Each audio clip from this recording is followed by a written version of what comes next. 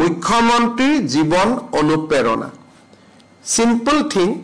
আপোনালোকে জানে যে বিশ্ববিদ্যালয়সমূহত ৰিসাৰ্চ স্কলাৰ কিছুমান থাকে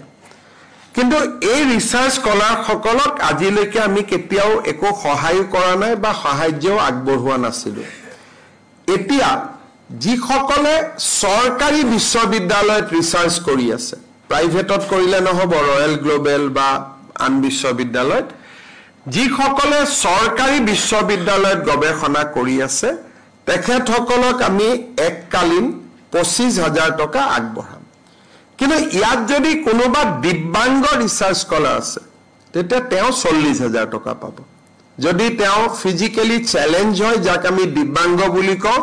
তেওঁ 40,000 টকা পাব এককালীন আৰু আন ৰিসাৰ্চ স্কলাৰ সকলে 25,000 টকা পাব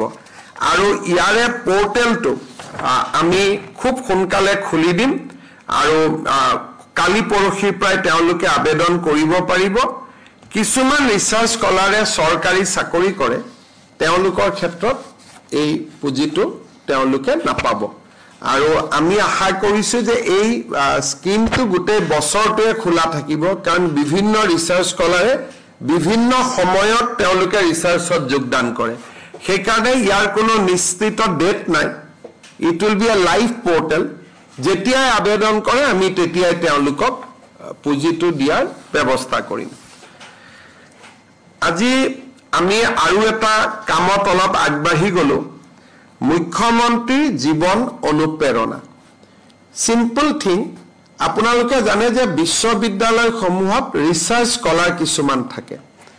কিন্তু এই ৰিসাৰ্চ স্কলাৰ সকলক আজিলৈকে আমি কেতিয়াও একো সহায় কৰা নাই বা সাহায্যও আগবঢ়োৱা নাছিল এতিয়া যিসকলে চৰকাৰী বিশ্ববিদ্যালয়ত ৰিসাৰ্চ কৰি আছে প্ৰাইভেটত কৰিলে নহব ৰয়েল গ্লোবেল বা আন বিশ্ববিদ্যালয়ত যিসকলে চৰকাৰী বিশ্ববিদ্যালয়ত গৱেষণা কৰি আছে তেখেতসকলক আমি এককালীন 25,000 টকা আগবঢ়াম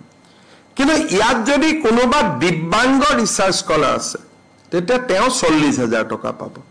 যদি তেওঁ ফিজিক্যালি চ্যালেঞ্জ হয় যাক আমি দিব্যাংগ বুলি কওঁ তেওঁ 40,000 টকা পাব এককালীন আৰু আন ৰিসাৰ্চ স্কলাৰ সকলে 25,000 টকা পাব আৰু ইয়াৰে পোৰ্টেলটো আমি খুব সোনকালে খুলি দিম আৰু কালি পৰখি প্ৰায় তেওঁলোকে আবেদন কৰিব পাৰিব কিছুমান ৰিসাৰ্চ স্কলাৰে চৰকাৰী চাকৰি কৰে তেওঁলোকৰ ক্ষেত্ৰত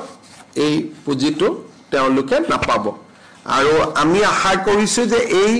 স্কিমটো গোটেই বছৰটোৱে খোলা থাকিব কাৰণ বিভিন্ন ৰিসাৰ্চ স্কলাৰে বিভিন্ন সময়ত তেওঁলোকে ৰিসাৰ্চত যোগদান কৰে সেইকাৰণে ইয়াৰ কোনো নিশ্চিত ডেট নাই